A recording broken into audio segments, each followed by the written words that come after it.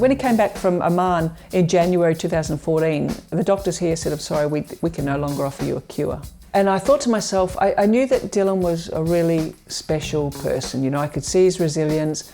I could see how tolerant he was. He was so inclusive with everybody that he dealt with. And I really genuinely thought that he would go on and do something special. And because now we're looking for alternative treatments for him, I got in my head that actually he was going to show everybody that chemotherapy wasn't the be all to end all. You know, this poisonous drug that, you know, kills off everything in your body is not the answer. And I genuinely got that into my head. So him actually dying was such a shock for me.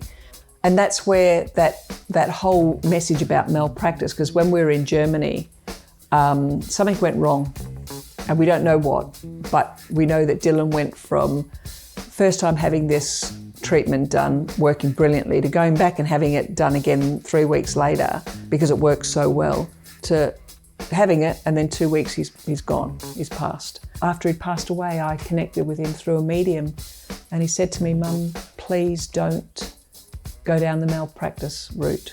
You'll be miserable for a long, long time. It'll be so drawn out. You'll be so unhappy. And he said, please don't do that.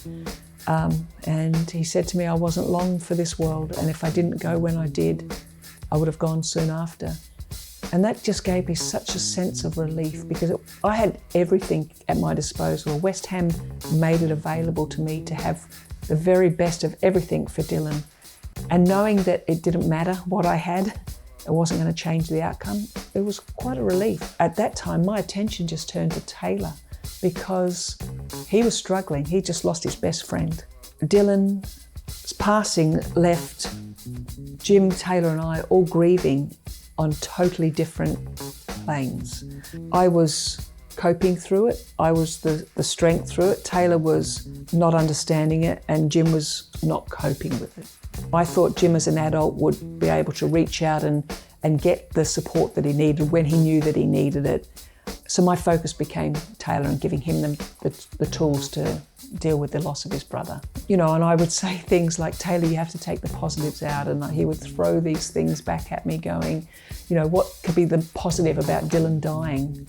And I said, we are so lucky that Dylan was in hospital, that Dylan's pain was being as managed as best it possibly could be. And when he finally passed, he knew he was surrounded by the people that he loved. That's the positive. That's when your thoughts are dark, that's what you've got to turn to. You don't let those other thoughts come in your head.